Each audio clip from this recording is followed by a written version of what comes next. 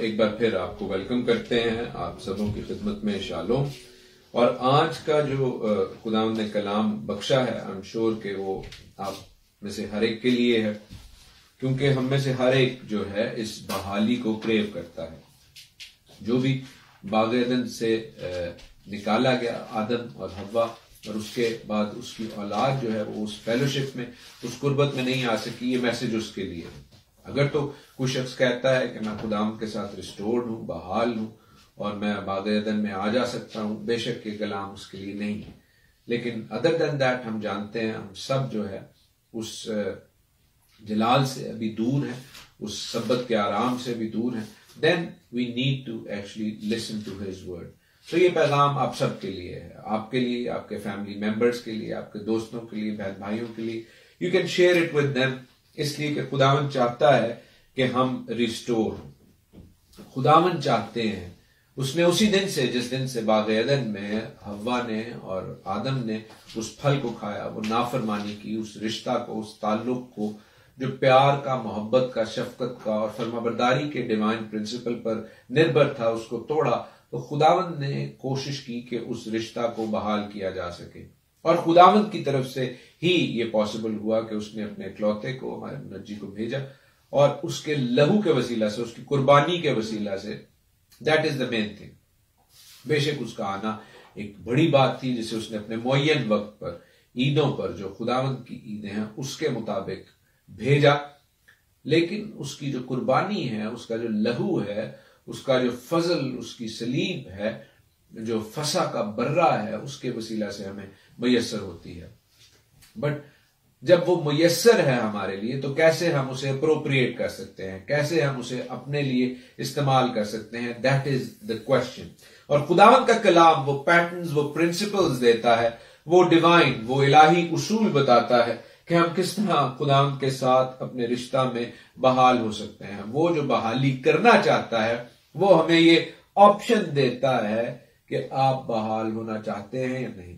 क्योंकि अजीजों, याद रखें, उसने कभी भी आपसे और मुझसे आजाद मर्जी वापस नहीं ली। वो चाहता तो आदम और हव्वा को भी कह सकता था कि वो फल मैंने आपके लिए ममनू किया और वहां पर जाना भी ममनू है। नहीं, ये उनकी आजाद मर्जी थी, वो वहां पर आते जाते थे। इसी तरह उसकी बहाली भी, उसका फजल भी हासिल करना, ये हम सब की आजाद मर्जी है।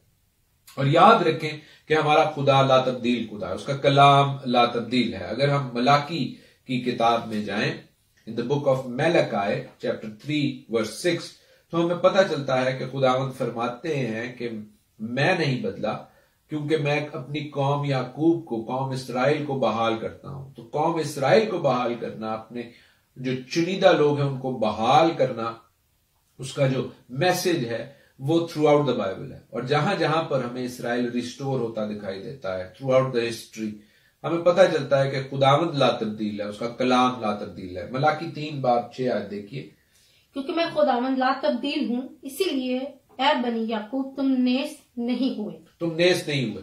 वो उनको फिर रिस्टोर करता है। और हम जानते हैं कि अभी रिसेंट पास्ट में 1948 में इसराइल फिर बना, फिर रिस्टोर हुआ, बहाल हुआ। और यही वो प्रिंसिपल्स हैं अजीजों, जो हमें देखने हैं कि किस तरह खुदावंद अपनी कौम को बहाल करते हैं। खास तौर पर इज़ीकियल 36 जो आज का मेन टेक्स्ट है, मैं चाहता हूं कि मारिया उसको पढ़ दें 24वीं आयत से 30वीं आयत तक। इज़ीकियल 36 वर्स 24 टू वर्स 30। क्योंकि मैं तुमको उन कौमों में से निकाल लूंगा और तमाम मुल्कों में से फराहम करूंगा और तुमको तुम्हारा वतन में वापस लाऊंगा। तब तुम पर साफ पानी छिड़कूंगा और तुम पाक साफ होगे, और मैं तुमको तुम्हारी तमाम गंदगी से, तुम्हारे सब बुतों से पाक कर दूंगा। और मैं तुमको नया दिल बख्शूंगा और नई रूह तुम्हारे बातिन में डालूंगा, और तुम्हारे जिस्म में से संगीन दिल को निकाल डालूंगा और गोश्तीन दिल तुमको इनायत करूंगा। और मैं अपनी रूह तुम्हारे बातिन में डालूंगा और तुम से अपने आइन की पैरवी कराऊंगा, और तुम मेरे अहकाम पर अमल करोगे और उनको बजा लाओगे। और तुम उस मुल्क में जो मैं तुम्हारे बाप दादा को दिया सुकूनत करोगे, और तुम मेरे लोग होगे और मैं तुम्हारा खुदा होऊंगा। और मैं तुमको तुम्हारी तमाम नापाकी से छुड़ाऊंगा और अनाज मंगवाऊंगा और इफरात बख्शूंगा और तुम पर कहत न भेजूंगा। और मैं दरख्त के फलों में और खेत के हासिल में अफजाइश बख्शूंगा, यहाँ तक कि तुम आइंदा को कौमों के दरमियान कहत के सबब से मलामत ना उठाओगे। सो हम देखते हैं खुदा किस तरह बरकत का रिस्टोर करने का, बहाल करने का वादा कर रहे हैं। और उसी बाब में अगर हम 22वीं आयत को देखें, 22nd वर्स को, तो हम देखते हैं कि खुदावंद ये सब कुछ जो है गैर मशरूत तौर पर अपनी कौम को फराहम करने की बात करते हैं।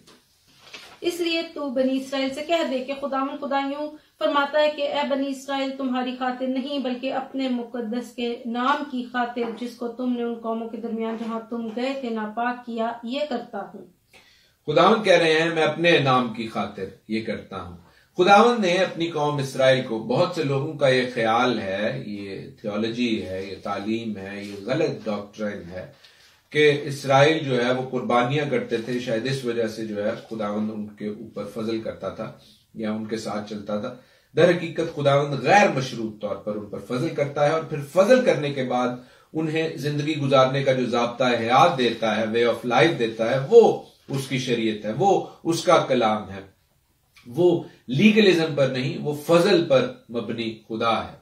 ये बात याद रखने की जरूरत है। और ये उसका फजल ही था जिसको हमने पढ़ा कि वो फिर कहता है कि इज़ीकियल में मैं अपनी कौम को वापस लाऊंगा, रिस्टोर करूंगा, बहाल करूंगा। और यही बहाली अजीजों हम में से शायद हर एक चाहता है। हम में से हर एक चाहता है कि हम भी खुदावंद के उन चुनिंदा लोगों की तरह हों जिनके ना पैर के जूते खराब हो, ना जिल्द खराब हो, ना कपड़े खराब हो, और हमें खुदावंद की डिवाइन जो है वो ब्लेसिंग्स मिलती रहे। But how is that possible? कैसे वो मुमकिन है? हम खुदावंद के पाक कलाम में ये भी जानते हैं कि खुदावंद ने रोमियो के 11वें बाब में एक बड़ी खास बिशारत दी है पौलुस रसूल की मार्फत। रोमन्स 11 में खुदावंद फरमाते हैं कि किस तरह उसने ना सिर्फ असली जैतून जो कि इसराइल है उसको बहाल करने की बात की है, बल्कि वो जंगली जैतून यानी गैर अक़वाम यानी आपसे और मुझसे भी चाहता है कि हम उसमें मुंसलिक हों, हम उसके साथ जुड़े, हम बहाल किए जाएं। क्योंकि जड़ जो है, जो यीशु मसीह है, वो तकवीयत बख्शती है जंगली जैतून को भी, गैर अक़वाम को भी और असली जैतून को भी, यानी इसराइल को भी।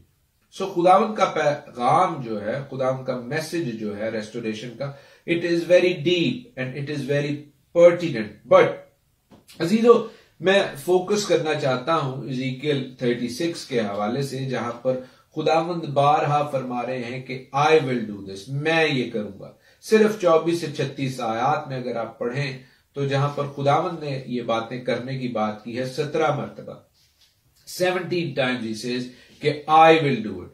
खुदावंद कहता है कि मैं करूंगा, मैं ऐसा करना चाहता हूं, मैं ऐसा करूंगा, मैं तुम्हें बहाल करना चाहता हूं। But what is the principle in all of this? वो अपने लोगों से क्या एक्सपेक्ट करता है? वो जिस तरह उसने इस्तिस्ना में, ड्यूटरोनॉमी में कहा कि मैं जिंदगी और मौत को तुम्हारे सामने रखता हूं, मैं चाहता हूं कि तुम जिंदगी को चुनो, मैंने तुम्हारे लिए जिंदगी का बंदोबस्त किया है, मैंने तुम पर फजल किया है। इसी तरह अजीजों, खुदावंद का मकसद क्या है, जो प्रिंसिपल है वो क्या है कि वो आप में ये जोश जगाता है कि आपका जो फ्री विल रिस्पॉन्स है, आपकी आजाद मर्जी है, वो ये हो कि आप फजल को चुने, आप उसके रहम को चुने, आप उसकी फर्माबरदारी को चुने, आप उस जिंदगी को चुने।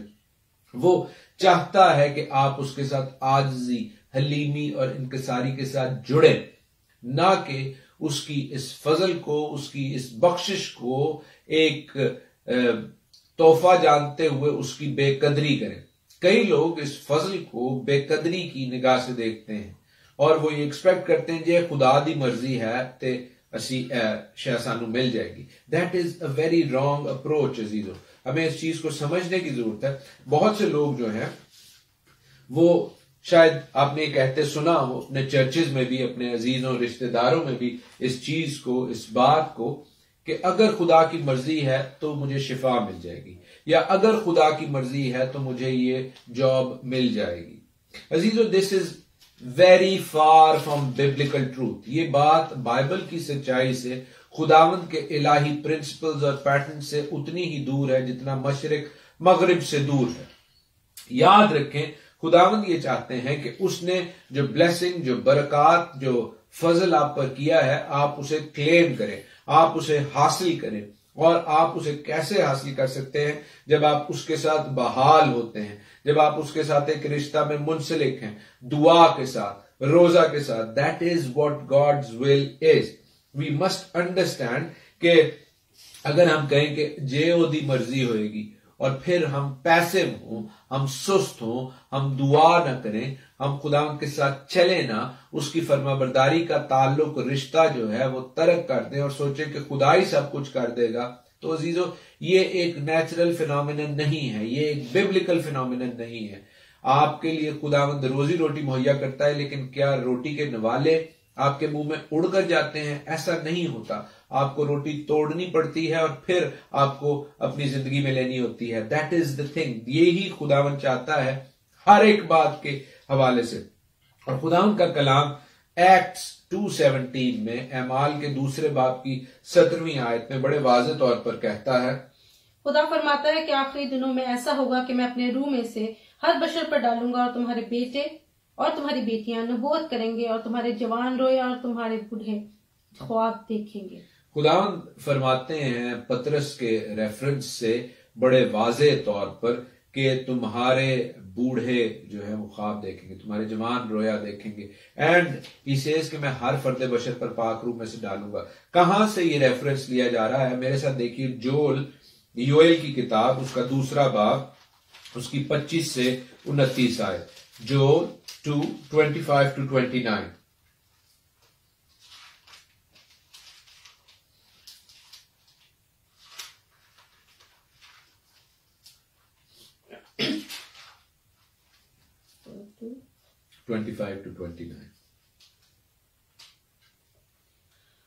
और उन बरसों का हासिल जो मेरी तुम्हारे खिलाफ भेजी हुई फौज मल्लख निकल गई और खाकर चट कर गई, तुमको वापस दूंगा।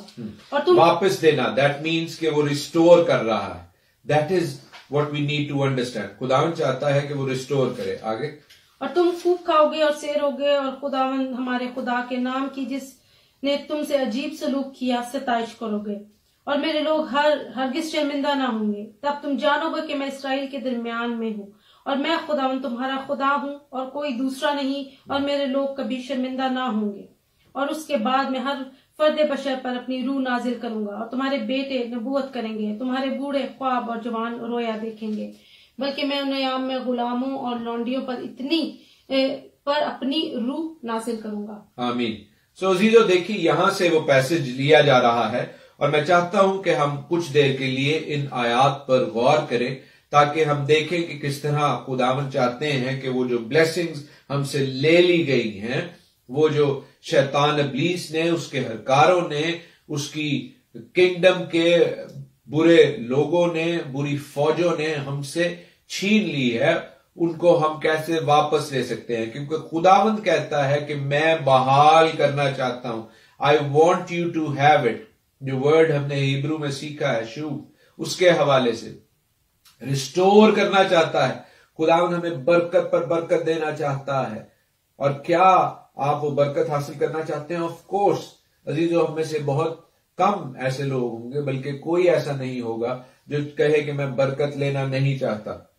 लेकिन उसके लिए खुदावंद का क्या प्लान है, क्या डिवाइन प्रिंसिपल है? मैंने आपसे अर्ज की इबादत के शुरू में कि खुदावंद का कलाम हमें वो पैटर्न्स देता है, वो मॉडल देता है, वो प्रिंसिपल बताता है, वो उसूल बताता है कि किस तरह हम खुदावंद के कलाम से, खुदावंद ने जो हमारे लिए बहाली का पैगाम, बहाली का प्लान रखा है, उसमें उसके साथ जुड़ सके और उसकी इस ब्लेसिंग को लेने वाले हों, ना कि हम खुदावंद के ऊपर जो है वो सारी बात छोड़कर अपनी साइड की जो ड्यूटी है, जो खुदावंद हमसे एक्सपेक्ट कर रहा है। क्यों? क्योंकि इस दूसरे बाब में जहां पर वो ये बात कह रहा है योएल, उसमें अगर हम इसकी 12वीं आयत को पढ़ें, 12th वर्स को, जोएल 2:12, और अपने कपड़ों को नहीं बल्कि दिलों को चाक करके खुदावंद अपने खुदा की तरफ मतवज्जो हो, क्योंकि वो रहीम और मेहरबान, कहर करने में धीमा और शफकत में गनी है। 12वीं आयत ये है, अब भी पूरे दिल से और रोजा रखकर और गिरिया जारी और मातम करते हुए मेरी तरफ रुजू लाओ। सो खुदावंद ये एक्सपेक्ट कर रहे हैं कि आप खुदावंद की तरफ रुजू करें। उसकी तरफ रुजू किए बगैर खुदावंद की बहाली पॉसिबल नहीं है। खुदावंद की तरफ रुजू किए बगैर, और कैसे रुजू करना है, वो कहता है कि गिरिया और जारी और मातम करते हुए और पूरे दिल से रोजा रखकर, क्योंकि रोजा रखना जो है वो अपनी जान को आजिज करना है, अपनी जान को इनकिसार और हलीम करना है। और यही मैंने आपसे अर्ज की, आपको ये प्रिंसिपल बताया कि खुदावंद की बहाली को, खुदावंद की रेस्टोरेशन को कबूल करने के लिए you have to accept his word, उसके कलाम को कबूल करने की जरूरत है। कैसे? आजिज़ी और इत्किसारी के साथ। और ये क्या ज़बानी होगा? अजीजो, you have to make a change to your lifestyle. और वो क्या है कि आपने रोजा रखना है, दुआ करनी है। क्या ये बड़ी इंपॉर्टेंट बात है? क्या अब भी हमें रोजा की जरूरत है? जब खुदावंद यीशु मसीह इस दुनिया में थे तो कुछ फरीसियों ने उनसे शिकायत की, तेरे शागिर्द रोजा नहीं रखते, क्योंकि ये एक एक्सपेक्टेशन थी। खुदावंद यीशु मसीह ने कहा कि जब तक दुल्हा साथ है तब तक बराती क्यों रोजा रखेंगे, लेकिन वो दिन आते हैं कि जब दुल्हा उनके साथ नहीं होगा तब वो रोजा रखेंगे। खुदावंद ये एक्सपेक्ट करते हैं। इसी तरह मत्ती की इंजील में जब खुदावंद यीशु मसीह पहाड़ी वाज दे रहे हैं, सरमन ऑन द माउंट दे रहे हैं, तो खुदावंद यीशु मसीह ये फरमाते हैं। बहुत से लोग ये कहते हैं कि शायद ये ओल्ड टेस्टामेंट की बात है, पुराने अहदनामे की बात है कि हमें रोजा रखना है। अजीजों, ये पूरी बाइबल की बात है। एक तो ये बात ज़हन में से निकाल दीजिए कि पुराना अहदनामा और नया अहदनामा को फर्क चीजें हैं। ये एक ही बाइबल है और ये एक ही खुदा का कलाम।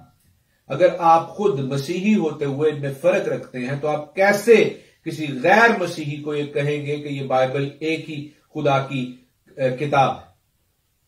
अजीजों, इस बात पर गौर कीजिए और संजीदा लीजिए इस बात को, इसको अर्नेस्टली समझने की कोशिश कीजिए कि बाइबल की तालीम एक ही तालीम है। और खुदावंद यीशु मसीह ने नए अहदनामे में भी इस बात की तालीम दी। वो कहते हैं जैसे जब तुम दुआ करो तो ऐसे दुआ करो कि अपनी कोठरी में जाओ, और फिर वो कहते हैं जब तुम रोजा रखो तो ऐसे रोजा रखो। तो जहां दुआ की एक्सपेक्टेशन है मसीहत में, इसी तरह रोजा की भी एक्सपेक्टेशन है मसीहत में। और हमें इस बात को एक्सेप्ट करने की जरूरत है कि खुदावंद चाहते हैं कि जब हम उसकी बहाली को, उसकी रेस्टोरेशन को कबूल करने की बात करें तो हम दुआ और रोजा के साथ उसके सामने हाजिर हों। उसके बाद फिर हम देखते हैं 15वीं आयत में, जोएल 2:15 में खुदावंद का कलाम कहता है, सिय्योन में नरसिंगा फूंको और रोजा के लिए एक दिन मुकद्दस करो, मुकद्दस महफिल फराहम करो। मुकद्दस महफिल फराहम करो, रोजा के लिए दिन मुकद्दस करो, लोगों को जमा करो, जमायत को मुकद्दस करो और बुजुर्गों को इकट्ठा करो, बच्चों शीरखारों को भी फराहम करो। खुदावंद कह रहे हैं डू इट लाइक दैट। क्यों? क्योंकि खुदावंद आपको बहाल करना चाहते हैं। अगर आप बहाल होना चाहते हैं, क्या आपका दिल करता है कि आप बहाल हो? क्या आपका दिल करता है कि ये बरकतें आपको मिले? कौन सी बरकतें? रोजा के हवाले से कुछ बरकत का जिक्र है बाइबल मुकद्दस में, मैं बड़ी क्विकली आपको उनके बारे में भी बताता हूं। लेकिन देखिए कि जब ये बातें वो कर लेते हैं कि नरसिंगा फूंको, रोजा के लिए दिन मुकद्दस करो, अपने पूरे दिल से खुदा के पास आओ, तब जाकर आगे लिखा है इसके बाद मैं हर फर्द बशर पर अपनी रूह में से नाजिल करूंगा। तो जो पाक रूह को हासिल करना चाहते हैं उनके लिए क्या जरूरी है कि वो रोजा और दुआ के साथ खुदा के हुजूर हाजिर हो। जो नबूवत करना चाहते हैं उनके लिए भी जरूरी है कि वो खुदावंद के हुजूर आजिज़ी इंकिसारी से और दुआ और रोजा के साथ हाजिर हो। अजीजों, इसके बाद लिखा है, इसके बाद, और यही बात पतरस कहते हैं इन दी एंड टाइम्स, जब वो एक्ट्स में, अमाल की किताब में जिक्र करते हैं। इन दी एंड टाइम्स, आखिरी अयाम में, जिनमें आप और मैं जीने की बात करते हैं, जिनमें आप और मैं कहते हैं कि हम आखिरी अयाम में रह रहे हैं। अगर हम कलाम की इन बातों को देखते हैं और कहते हैं कि जी आखिरी दिनों की बातें हो रही हैं, तो हमें क्या करना है? पाक रूह हासिल करनी है। कैसे पाक रूह हासिल करनी है? जैसे लिखा है कि दुआ और रोजे के साथ। ईसाया का 58वां बाब, आइज़ाया 58 मेरे साथ देखिए और हम खुदाम के कलाम में से बरकत हासिल करेंगे, जहां पर आइज़ाया 58 में लिखा है, 3 से 5 आयत जो है आयजाया 58 की, वो एक ऐसे रोजे के बारे में जिक्र है जो कि खुदावन नापसंद करते हैं। वो कहते हैं कि तुम अपने रोजा में अगर अपनी खुशी के तालिब हो और अगर इस मकसद से रोजा रखते हो कि झगड़ा रगड़ा करो, शरारत के मुक्के मारो, तो इस तरह का रोजा मैं नहीं सुनूंगा। खुदावन कहते हैं एक रोजा जो तुम्हारी मर्जी के मुताबिक है, लेकिन दूसरा रोजा जो है जो 6ठी आयत से आगे है, 6th वर्स से 12th वर्स तक, 6 आयत से 12वीं आयत तक, वो रोजा है जो खुदा कहता है कि जुल्म की जंजीरें तोड़े, मजलूमों को आजाद करे, जुए तोड़े जाएं, अपनी रोटी भूखों को खिलाओ, मस्कीनों को जो आवारा हैं उनको, जो नंगे हैं उनको पहनाए, अपने हम जिन से रूपोशी ना करो। ये वो रोजा है जो खुदा कहते हैं मैं एक्सपेक्ट करता हूं, तब तेरी रोशनी सुबह की मानिंद फूट निकलेगी, तब तेरी रोशनी सुबह की मानिंद फूट, तेरी सेहत की तरक्की जल्द जाहिर होगी। खुदा कहते हैं तुम हेल्दी होगे, तेरी सदाकत हरावल होगी, खुदा का जलाल तेरा चंडावल होगा। तब तू पुकारेगा, खुदावंद जवाब देगा, तू चिल्लाएगा और फरमाएगा कि खुदा फरमाएगा कि मैं यहां हूं। अगर आप चाहते हैं कि खुदावंद के हुजूर आप पुकारें और खुदावंद जवाब दें, तो अजीजो then he expects you to come to him with fasting, दुआ और रोजे के जरिए उसके हुजूर हाजिर हो। कैसी खूबसूरती से लिखा है कि तेरा नूर तारीकी में चमकेगा, तेरी तीरगी दोपहर की मानिंद हो जाएगी। जहां पर रोशनी आ जाती है अजीजों, वहां पर तारीकी दूर होती है। और अगर आपके आस पास तारीकी है, बहुत से लोग कहते हैं जी आजकल हर तरफ अंधेरा है, बहुत तारीकी है, तो आपकी रोशनी चमकनी चाहिए। और आपकी रोशनी कैसे चमकेगी? अगर आप खुदा के कलाम के मुताबिक उसके हुजूर दुआ और रोजे के साथ हाजिर होंगे जैसे लिखा है।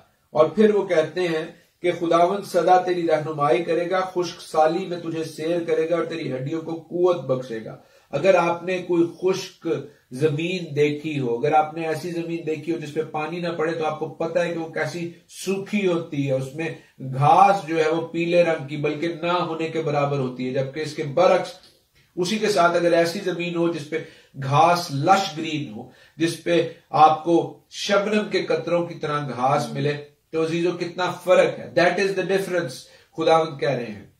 एक तरफ सेम और थोर ज्यादा जमीन है, एक तरफ तारीकी है, इस दूसरी तरफ ऐसी जमीन है जो इस पर अच्छी घास है, जिस पर अच्छी फसल है, जहां पर रोशनी है। ये है वो डिफरेंस जो खुदावंद की आपकी जिंदगी में रखना चाहता है, अगर आप उसकी बहाली को अपने अंदर कबूल करना चाहते हैं। और फिर लिखा है कि तेरे लोग कदीम वीरान मकानों को तामीर करेंगे, तू पुश्त दर पुश्त बुनियादों को बर्पा करेगा और तू रखने का बंद करने वाला होगा। रखने का बंद करने वाला, वो जहां पर ब्रीच हो जाता है, जहां पर टूट जाती है चीजें, वहां पर आप खड़े हो सकते हैं। आप दुआ की, कई लोग कहते हैं कि इंटरसेशन है, वो इसी चीज के मुतरादिफ है। बेशक ऐसा है, जब आप रखना में किसी के लिए खड़े होते हैं, किसी की जिंदगी में ब्रीच है, किसी की जिंदगी में दुख है, किसी की जिंदगी में नुकसान है, और आप उस जगह पर खड़े होना चाहते हैं, then you must be like what God says, दुआ और रोजा में मजबूत। और कैसे मजबूत? जैसे खुदावंद चाहता है। और खुदावंद आपको ऐसा करने की कुव्वत और ताकत बख्शना चाहते हैं, बशर्ते कि आप उसकी बहाली को, उसकी रेस्टोरेशन को कबूल करना चाहते हैं। अजीजों, खुदावंद कहता है कि अगर आप ऐसा करेंगे तो आप बरकत पाएंगे। This is very important. और यही जो पैटर्न्स मैं आपके साथ शेयर कर रहा हूं, यही जो तरीक, डिवाइन प्रिंसिपल्स, इलाही उसूल मैं आपके साथ शेयर कर रहा हूं, 4 वेरी वेरी क्विकली 4 बड़ी हस्तियां बाइबल की जिनको मैं आपके साथ शेयर करूंगा, और आप देखेंगे कि किस तरह ये पैटर्न्स मुझे और आपको एनकरेज करते हैं, मुझे और आपको हौसला देते हैं, मुझे और आपको प्रोवोक करते हैं, गैरत दिलाते हैं कि हम खुदावंद की आवाज को सुने, उसकी बहाली के लिए उसके हुजूर फर्माबरदारी के साथ हाजिर हूं। डैनियल, एजरा, नेहमाया, एस्टर, ये ऐसे बड़े लोग हैं। इसके अलावा भी मैं हजारों लोगों की मिसालें दे सकता हूं, आजकल की जिंदगी में बथेरों की मिसाल दे सकता हूं जो खुदावंद के हुजूर, खुदावंद की बहाली को ना सिर्फ क्लेम करते हैं बल्कि औरों के लिए रखना में खड़े होते हैं, लेकिन अजीजों ये वो पैटर्न्स हैं जो बाइबल में से मुझे और आपको दिखाई देते हैं। डैनियल की किताब में अगर हम जाएं तो बथेरी जगह पे हमें डैनियल की फतह का, उसकी तरक्की का, उसके ग्रीन होने का, उसके पुरफजल होने का राज पता चलता है कि वो दुआ में और रोजा में मजबूत था। डैनियल 9:23 में लिखा है,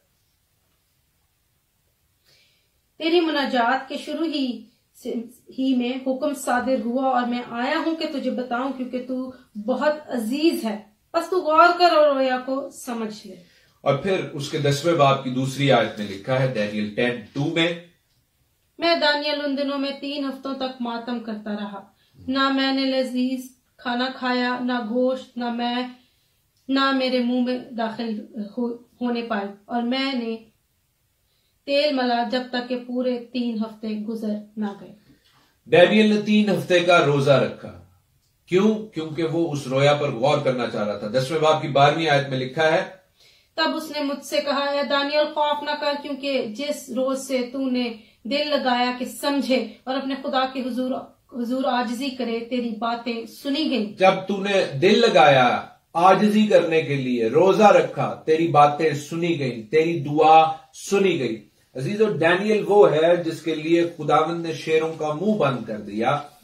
डैनियल ने भी इस चीज को फॉर ग्रांटेड नहीं लिया कि खुदा ही सब कुछ कर देगा। अगरचे वो एक ज़हीन आदमी था, अगरचे वो एक क्लेवर और इंटेलिजेंट आदमी था, इसके बावजूद उसने खुदावंद के हुजूर, खुदावंद की रोया को समझने के लिए जो 62 हफ्तों की और 7 हफ्तों की और 70 हफ्ते की जो ओवरऑल जजमेंट है, उसको रोया है, उसको समझने के लिए दिल लगाया। कैसे दिल लगाया? रोजा रखकर, आजिजी के साथ, इनकसारी के साथ। इसके अलावा भी डैनियल की जिंदगी के बथेरे ऐसे पॉइंट्स हैं जहां पर उसने उस बादशाह की उस रोया को समझने के लिए, उस ख्वाब को समझने और समझाने के लिए बात की, तो उसने अपने दोस्तों के साथ रोजा रखा। अजीजों, हम इन हवाले से बहुत देर बात कर सकते हैं, but the point I am trying to make is कि अगर हमने खुदावंद के हुजूर अपनी दुआओं का जवाब लेना है, अगर हमने उसके साथ बहाल होना है, उसके साथ आगे बढ़ना है, तरक्की करना है, then we must come to him with prayer and fasting. Ezra की किताब है, खूबसूरत किताब है। कौम Israel as a nation, as एक ममलिकत बहाल हो रही थी। वो जो सीरी में गए हुए थे वो बहाल हो रहे थे, और अज़रा ने कोशिश की कि मैं उनको बहाल करूं। 8वें बाब की 21 से 23 आयत अगर हम पढ़े, एज़रा 8:21-23, तो हमें पता चलेगा कि उसने बादशाह को कह दिया, जो फारस का बादशाह था। फारस के बादशाह ने कहा कि तुम ले जाओ अपनी कौम को, लेकिन उस वक्त बहुत दूर थी वो जगह, और उनके साथ उनके बीवी बच्चे थे, हैकल के ज़रूफ थे जो कीमती थे, और डाकू रास्ते में आ सकते थे। अज़रा ने खुदावंद यहोवा खुदा की, बाइबल के खुदा की बड़ी गवाही दी कि हमारा खुदा जो है अपनी कौम का ध्यान रखने वाला है। और फिर उसे ख्याल आया कि मैंने बादशाह के सामने ये बात कर दी है, लेकिन मुझे तो हिफाजती दस्ते चाहिए थे। अब मैं कैसे बादशाह के पास जाऊं और उसे कहूं कि मुझे हिफाजती दस्तों की जरूरत है, जबकि मैंने अपने खुदा की बड़ी गवाही दी है। तो उसने क्या किया, देखे मेरे साथ, एज़रा 8:21-23। तब मैंने अहावा के दरिया पर रोजा की मनादी कराई, ताकि हम खुदा के हुजूर उससे अपने और अपने बाल बच्चों और अपने माल के लिए सीधी राह तलब करने को फरोतन बने, क्योंकि मैंने शर्म के बायस बादशाह के सिपाहियों के जत्थे और सवारों के लिए दरख्वास्त न की थी, ताकि वो राह में दुश्मन के मुकाबला में हमारी मदद करे, क्योंकि हमने बादशाह से कहा था कि हमारे खुदा का हाथ भलाई के लिए उन सब के साथ है जो उसके तालिब हैं, और उसका जोर और कहर उन सब के खिलाफ है जो उसे तर्क करते हैं। सो हमने रोजा रखकर इस बात के लिए अपने खुदा से मिन्नत की, और उसने हमारी सुनी।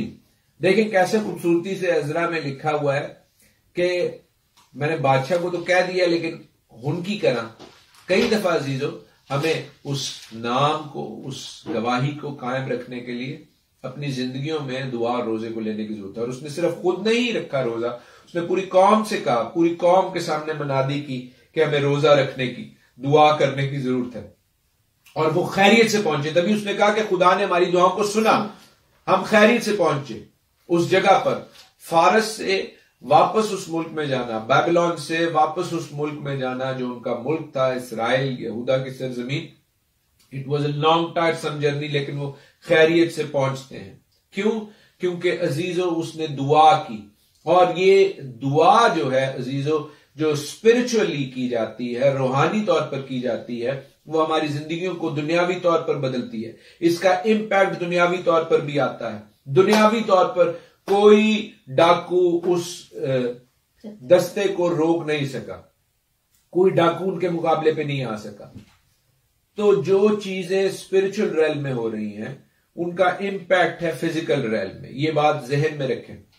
डैनियल ने भी दुआ की और 21 दिनों तक रोजा रखा, और अगरचे फारस के मोक्कल ने, प्रिंस ऑफ पर्शिया ने, शैतान इब्लीस की उन फौजों ने जो फारस पर थी, उसके दुआ के जवाब लाने वाले फरिश्ते को रोका रखा, लेकिन उसके रोजा ने उसे तकवीद दी और वो आता है उसका जवाब लेकर 21 दिनों के बाद। इसी तरह मेरे साथ देखिए नहमाया में, नहमिया पहला बाब उसकी 4थी आयत। जब मैंने ये बातें सुनी तो बैठकर रोने लगा और कई दिनों तक मातम करता रहा और रोजा रखा और आसमान के खुदा के हुजूर दुआ की। सो हम नहमिया के हवाले से भी देखते हैं कि नहमिया जो दूसरा एक जत्था लेकर आता है, ज़ुरबाबेल लेकर आता है, एजरा लेकर आता है, और नहमिया एक जत्था लेकर आता है असीरों का, जो असीरी की जमीन में गए हुए थे उनको वापस लेकर आता है। उसने जब इन बातों को सुना कि यहूदा की, यरूशलेम की हालत खराब है, तो वो रोता रहा, मातम किया, लेकिन उसने वहीं पर बात खत्म नहीं कर दी। उसने दुआ की, रोजा के साथ दुआ की।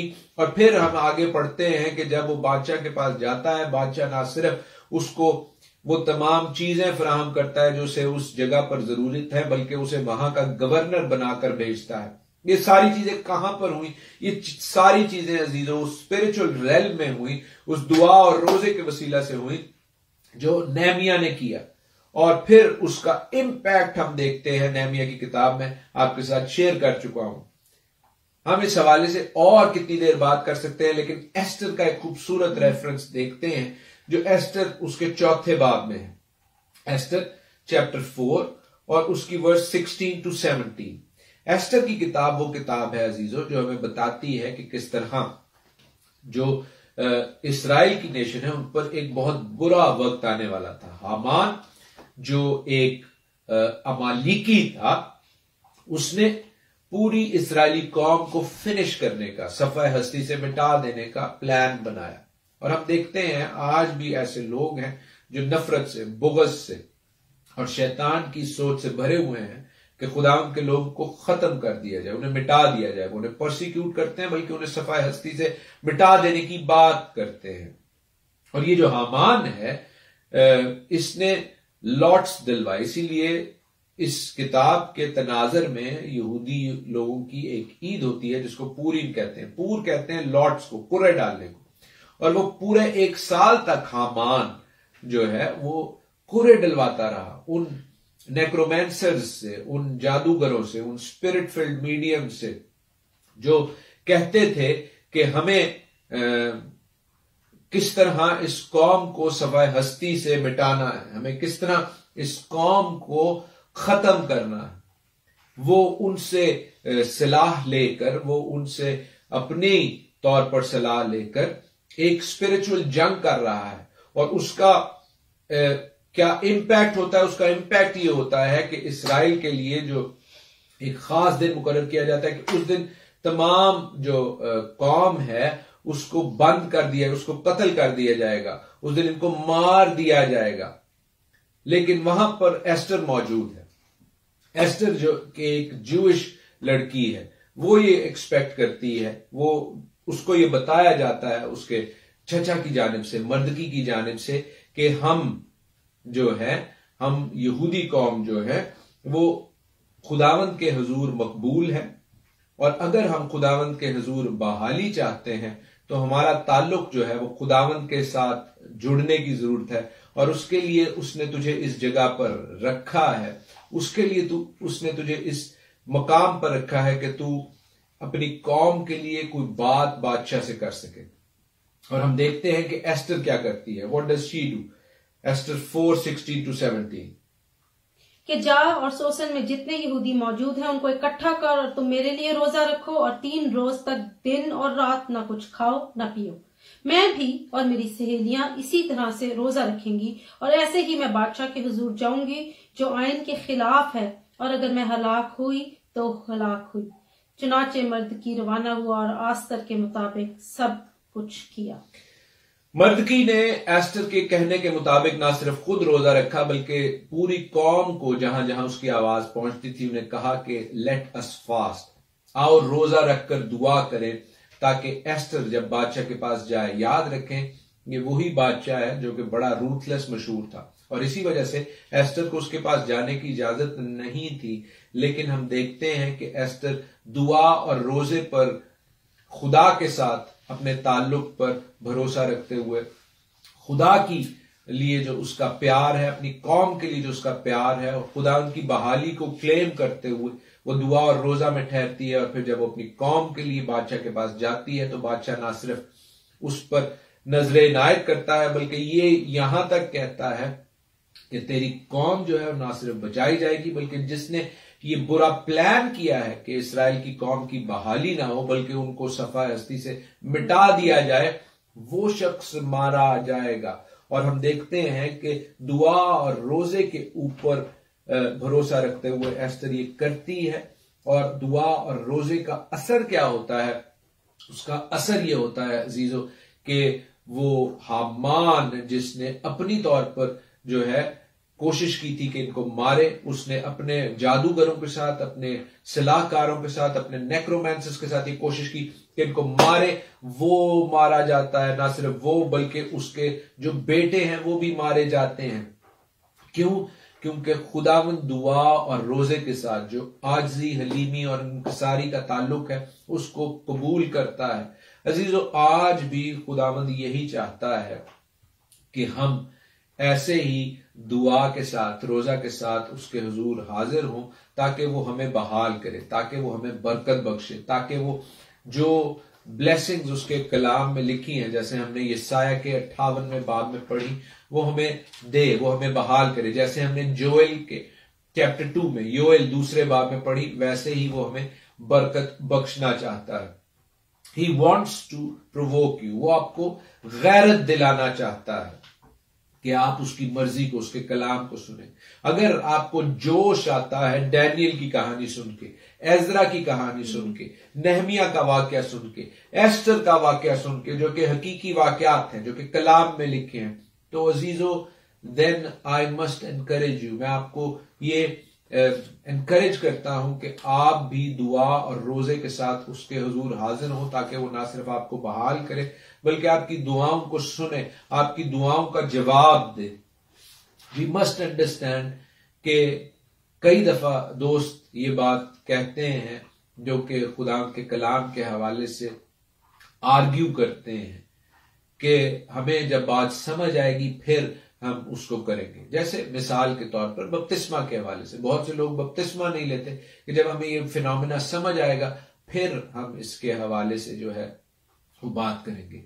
आई बिलीव कि हमें वो खुदा का हुक्म मानना पहले जरूरी है और फिर उसकी समझ जो है वो आती जाएगी। Obedience comes before understanding in God's word. इस चीज को समझें, खुदावंद हमें ये बात सिखाना चाहते हैं, हालेलुया, कि ओबीडियंस कम्स बिफोर अंडरस्टैंडिंग। अगर आप उसके फर्मा बरदार हैं तो वो आपको समझ भी इनायत करेंगे। जैसे हम डैनियल की कहानी से देखते हैं कि उसने खुदावंद के हुजूर आजिज़ी की, फर्मा बरदार हुआ, उसके कलाम का दुआ और रोजा के साथ हाजिर हुआ तो खुदावंद ने उसके रोया की समझ भी दी। बहुत से लोग जिन्हें कलाम की समझ नहीं है, कलाम के मुख्तलिफ बातों की समझ नहीं है, मिसाल के तौर पर यसाया के 58वें बाब में ही, अज़ाया 58 में जहां पर दुआ और रोजे के हवाले से लिखा है वहीं पर सब्बत के हवाले से लिखा है। बहुत से लोग सब्बत को रिजेक्ट करते हैं, बहुत से लोग खुदा उनके मुअय्यन वक्तों को, ईदों को रिजेक्ट करते हैं क्योंकि उन्हें समझ ही नहीं होती। लेकिन खुदावंद के कलाम को समझने के लिए उसकी ओबीडियंस पहले जरूरी है, फिर खुदावंद आपको समझ भी बख्शेंगे। खुदावंद आपको अपने पाक कलाम के साथ बहाल करें, दुआ और रोजा के साथ बहाल करें। खुदावंद आपको बरकत बख्शे अजीजों। God bless you all. हम खुदावंद की तारीफ में इबादत के आखिर में ये गीत गाएंगे, पीछे मसीह के चलते रहें, आगे ही आगे बढ़ते रहे। अगर हम उसके पीछे चलेंगे, अगर हम उसकी फरमाबरदारी करेंगे, ताबेदारी करेंगे, तो अजीजों हम आगे बढ़ेंगे। खुशी पीछे मसीह के।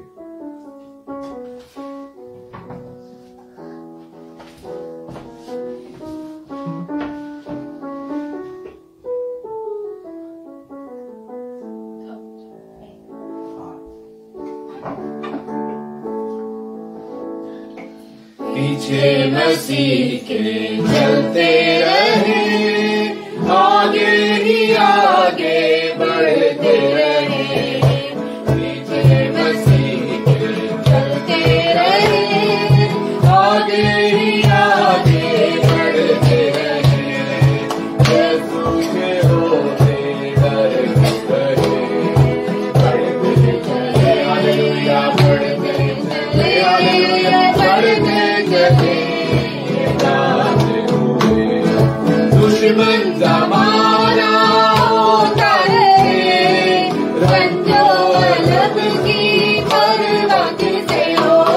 दुश्मन जमाना होता है, रंजो लब की परवाह किसे हो। हमारा हमसे बढ़ते चले, हालेलुया, बढ़ते चले, हालेलुया, बढ़ते चले।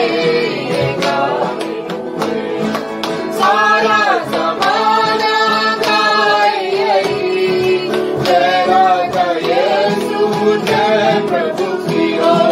सारा ज़माना गाए तेरा यीशु जय प्रभु की। यही हमारा नाम है, बढ़ते चले, हालेलुया, बढ़ते चले, हालेलुया, बढ़ते चले।